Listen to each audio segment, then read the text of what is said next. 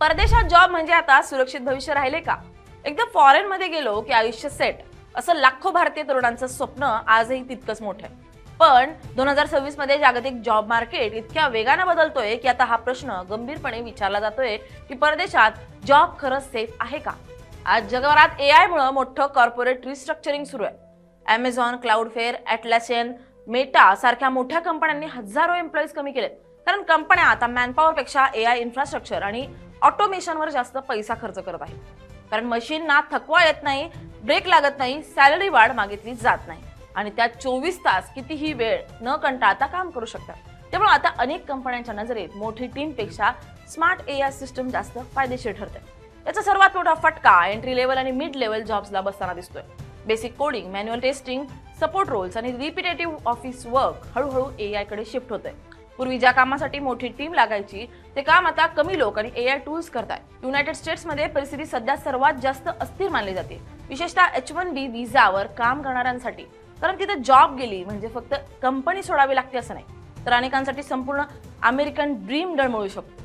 नियमानुसार lay off नंतर फक्त 60 दिवसांच्या आत नवीन स्पॉन्सर कंपनी शोधावी लागते, नाहीतर सामान बांधून देश सोडावा लागू शकतो. त्यामुळे एका मेल मधला we regret to inform you हा मेसेज अनेकांच्या करिअर सोबत फ्युचरवरही मोठं प्रश्नचिन्ह उभं करतोय.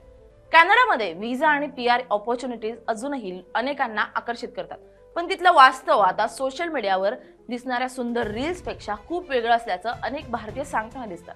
घरांचं रेंट इतकं वाढलंय की चांगली सॅलरी असूनही महिन्याअखेरीस सेव्हिंग उरत नाही. अनेक स्किल्ड वर्कर्स 2-2 जॉब्स करत आहेत, पण तरीही सेटल्ड लाईफची फिलिंग मिळत नाही.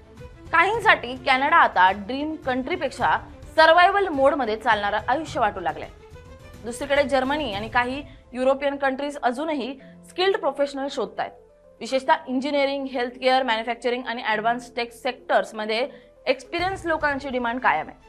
तिथले लेबर लॉज देखील खूप मजबूत मानले जातात. त्यामुळे एका दिवसात अचानक यू आर फायर्ड ऐकण्याची शक्यता तुलनेनं कमी असते. एकदा प्रोबेशन पिरियड पार झाला की एम्प्लॉईला कायदेशीर प्रोटेक्शन मिळतं. म्हणूनच अनेक भारतीय प्रोफेशनल्स आता हाय सॅलरीपेक्षा स्टेबल लाईफला जास्त महत्त्व देताना दिसतात. ही गोष्ट सध्या कदाचित काही लोकांना कडू वाटेल, पण ती स्पष्ट आहे. फॉरेन जॉब्स संपलेले नाहीत, पण ॲव्हरेज स्किल्सवर चालणारं करिअर हळूहळू कमकुवत होत चाललंय. कारण आता कंपन्यांना फक्त इन्स्ट्रक्शन्स फॉलो करणारा एम्प्लॉई नकोय, त्यांना असा माणूस हवा आहे जो एआय सोबत काम करू शकेल, ऑटोमेशन समजून घेईल आणि एका व्यक्तीने पूर्वीपेक्षा अनेक पट जास्त आउटपुट देऊ शकेल. आजच्या मार्केटमध्ये डिग्रीपेक्षा अडॅप्टेबिलिटी आणि स्पेशलायझेशन जास्त महत्त्वाचं बनत चाललंय.